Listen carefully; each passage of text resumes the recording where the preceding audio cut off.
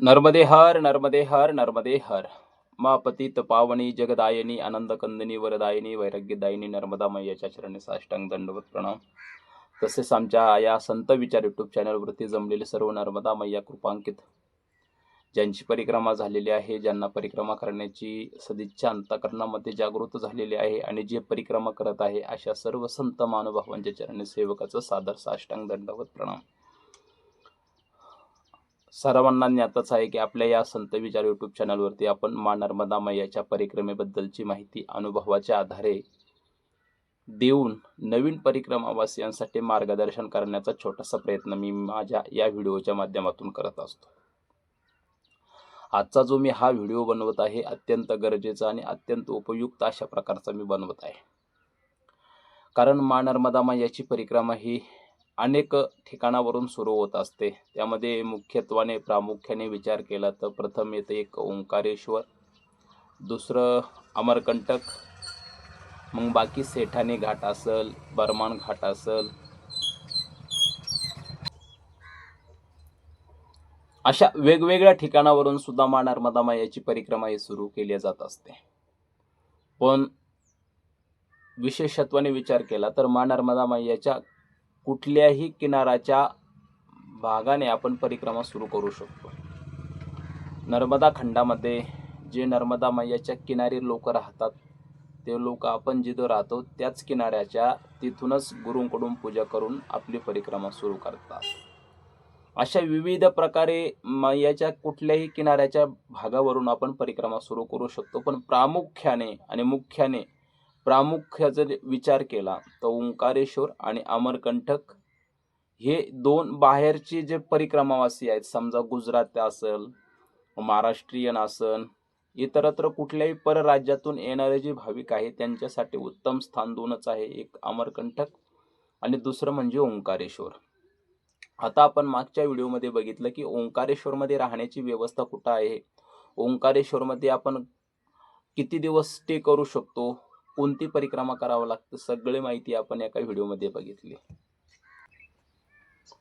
पण आता विशेषत्वाने अमरकंटक वरून सुद्धा काही जण परिक्रमा करतायत. मग त्या अमरकंटक वरून परिक्रमा करत असताना त्या अमरकंटकची जी व्यवस्था आहे किंवा ज्या ठिकाणी परिक्रमावासियांची सेवा केली जाते, निशुल्क एकही रुपया न घेता परिक्रमावासियांना त्या ठिकाणी थांबवलं जातं.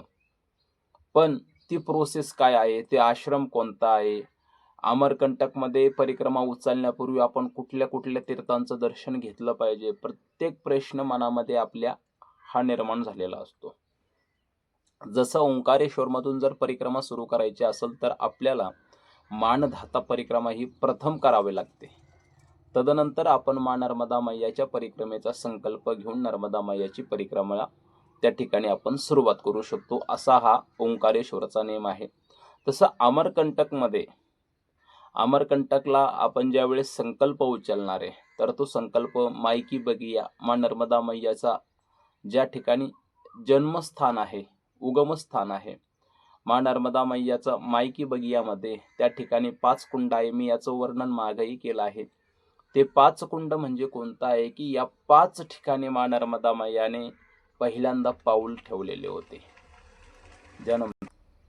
ज्यावेळेस मा नर्मदा मैया बालिका रूपाने या पृथ्वी तलावावरती आले त्यावेळेस प्रथम 5 ठिकाणी मा नर्मदा मैयाने आपले चरण ठेवलेले होते. 5 ठिकाणी ते 5 कुंड तुम्हाला जर पाहिजे असेल तर अमरकंटकमध्ये मायकी बगिया त्या ठिकाणी परिक्रमेचा संकल्प हा आपल्याकडून केला जात असतो. मग हाच संकल्प आपण तट परिवर्तन करताना देखील त्या ठिकाणी करत असतो. समजा ओंकारेश्वरवरून आपण परिक्रमा उचलली आणि विमलेश्वरवरून मिठी तलाईला नावेने गेलो, मिठी तलाईवरून अमरकंटकला गेलो की त्या ठिकाणी आपल्याला तट परिवर्तन केल्यानंतर सुद्धा आपल्याला त्या ठिकाणी जे ओंकारेश्वरवरून आणलेलं पाणी आहे ते मा नर्मदा मैयाच्या कुंडामध्ये समर्पित करून त्याच्या ठिकाणी ज्या ठिकाणी मैयाचं उगमस्थान झालेलं आहे तेच पूजेच्या बॉटलमध्ये आपल्याला तिथलचं जल घ्यायचं, त्या जलाची पूजा करायची आणि मग तिथून आपली परिक्रमा सुरू करायची. मायकी बगियामधून निघाल्यानंतर थोडासा भाग आपल्याला छत्तीसगड राज्याचा लागतो. छत्तीसगड, असे अनेक विविध प्रकारचे जे काही आहे परिक्रमाचा नेम आहे तो अमरकंटकचा आहे.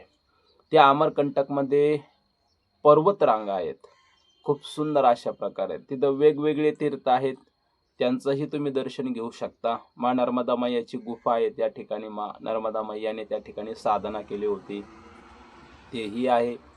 परिक्रमा सुरू करण्यापूर्वी त्या ठिकाणी तुम्ही कपिलधाराचं दर्शन करू शकता. त्या ठिकाणी दूधधाराही आहे. कपिलधारा आणि दूधधारा त्या ठिकाणी एक गुफा आहे. त्या गुफेमध्ये एक सुंदर अशा प्रकारचा दिवा सतत त्या ठिकाणी चालू राहत असतो. ज्यावेळेस आम्ही परिक्रमेमध्ये असताना गेलो, आमचं काही त्या ठिकाणी दर्शन त्या गुफेचं झालं नाही. बाहेरून आम्ही दर्शन घेतलं, कारण आम्ही ज्यावेळेस गेलो त्यावेळेस ती गुफा बंद होती. मग तुम्ही अमरकंटकमध्ये ज्यावेळेस जाताल त्या ठिकाणी कपिलधारा म्हणजे कपिल मुनींचं त्या ठिकाणी साधना स्थळ आहे. तिथंही तुम्ही जाऊन ते दर्शन घ्या परिक्रमा सुरू करण्या अगोदर. तदनंतर अमरकंटकमध्ये पर्वत रांगांचंही दर्शन घ्या. मी तुम्हाला सांगितलं की विविध प्रकारची वनस्पती आहे, पण ती वनस्पती बघायची असेल तर तुम्हाला खाली यावं लागतं. आणि अमरकंटकमधून आपण ज्यावेळेस परिक्रमा सुरू करतो त्यावेळेस त्या ठिकाणी आपल्या महाराष्ट्रातील नागपूर साईडचे श्री रामदासजी महाराज म्हणून आहेत, ज्यांची कुटिया माँ नर्मदा मैयाच्या प्रवाहाच्या मधोमध आहे. तुम्ही त्या ठिकाणी दर्शन घेण्यासाठी जाताल तर परिक्रमा खंडित होण्याची शंका जास्त मोठी असते, म्हणून त्या ठिकाणी गेल्यानंतर थोडं सावधान राहा. माँ नर्मदा मैयाचा जो उगम आहे किंवा जो प्रवाह आहे अमरकंटकमधून निघाल्यानंतर, तो प्रथम माँ नर्मदा मैयाचा प्रवाह आपल्याला एक छोटीशी जी काही नाली असते त्या नालीसारखे तुम्हाला छोटीसा प्रवाह दिसतो. म्हणून काय करायचं, ज्यावेळेस आपण अमरकंटकमधून परिक्रमा सुरू करतो त्यावेळेस मोबाईलचा मॅप चालू करायचा, गुगल मॅप. त्या गुगल मॅपवरती तुम्हाला ते मॅप सांगतो की माँ नर्मदा मैया कुठं कुठं आहे. कारण आपल्याला ते नालीच्या आकाराचे असल्यामुळे आपल्याकडून परिक्रमा खंडित होण्याची शंका जास्त असते, त्या ठिकाणी कळत नाही आपल्याकडं. म्हणून आपल्या फोनचा वापर करायचा आणि आपण त्या गुगल मॅपला लावून ठेवायचं. जरी रेंज नसली तरी गुगल मॅप हा कंटिन्यू तुम्हाला माँ नर्मदा मैयाची ओळख करून देत असतो. म्हणून गुगल मॅप त्या ठिकाणी अवश्य वापरा. ही अत्यंत महत्त्वाची माहिती आहे. तुम्ही कष्टाने परिक्रमेला जातात आणि जर त्या ठिकाणी परिक्रमा खंडित झाली तर माणसाच्या मनामध्ये रुकरुक राहते, माणसाच्या मनामध्ये शंका राहते. म्हणून मी तुम्हाला सांगतो गुगल मॅपचा वापर अमरकंटकच्या जंगलातून नक्की करा. प्रवाह छोटा असतो. दुसरी गोष्ट, अमरकंटकमध्ये आपण ज्यावेळेस जातो त्यावेळेस अमरकंटकला परिक्रमा उचलण्यापूर्वी आणि त्या अमरकंटक क्षेत्राचं दर्शन घेण्यासाठी आपल्याला कोणत्या आश्रमात स्टे भेटतो त्या आश्रमाचं तुम्हाला मी नाव सांगतो. त्या आश्रमाचं नाव आहे कल्याण सेवा आश्रम. अमरकंटकमध्ये राहण्याची व्यवस्था परिक्रमावासियांची निःशुल्क आहे. त्या कल्याण सेवा आश्रम मध्ये जात असताना प्रथम तुमच्याकडे आधार कार्ड असावं. गेटवरती आपण ज्यावेळेस प्रवेश करतो त्यावेळेस त्या ठिकाणी पहिल्यांदा तुमचं नाव नोंदणी केली जात असते, तुमच्या गावचा पत्ता घेतला जात असतो. त्यासाठी तुमच्याकडे आधार कार्ड असावं. प्रामुख्याने पहिचान पत्र ज्याला म्हणतात, ओळखपत्र आपल्याकडे असावं. त्या ओळखपत्राशिवाय तुम्हाला कुठल्याही आश्रमात अथवा कुठल्याही ठिकाणी तुम्हाला थांबून देणार नाही. म्हणून ओळखपत्र नसेल तर ते कल्याण सेवा आश्रमामध्ये तुम्हाला प्रवेश देत नाहीत. खूप सुंदर प्रकारचा आश्रम त्यांनी बांधलेला आहे. तुम्ही त्या ठिकाणी गेल्यानंतर दर्शन घेऊ शकता. त्याचं वर्णन मी करणं योग्य नाही आहे. अक्षरशः तुम्ही त्या ठिकाणी 3 दिवस राहू शकता. आनंदाची गोष्ट आहे, अमरकंटकमध्ये 3 दिवस पूर्ण आनंद घ्या. त्याच्यानंतरच परिक्रमा पूर्ण सुरू करा. आनंद घ्या म्हणजे तीर्थक्षेत्राचं पूर्ण भ्रमण करा, त्या ठिकाणी दर्शन घ्या. अशा विविध प्रकारच्या क्षेत्रामध्ये जाऊन दर्शन आपण घेतलं पाहिजे, त्याच्यानंतरच परिक्रमा सुरू केली पाहिजे. जर तुम्हाला माहिती योग्य वाटली असेल तर आमच्या या संत विचार यूट्यूब चॅनलला सबस्क्राईब करा, लाईक करा, शेअर करा, फॉलो करा. आणि माहिती योग्य वाटली असेल तर नवीन परिक्रमावासियांपर्यंत ही माहिती पोहोचावी म्हणून तुम्ही ही सेवा करा, व्हिडिओ पुढे शेअर करा. भेटूया पुढच्या नवीन व्हिडिओमध्ये. तोपर्यंत नर्मदे हर, नर्मदे हर, नर्मदे हर.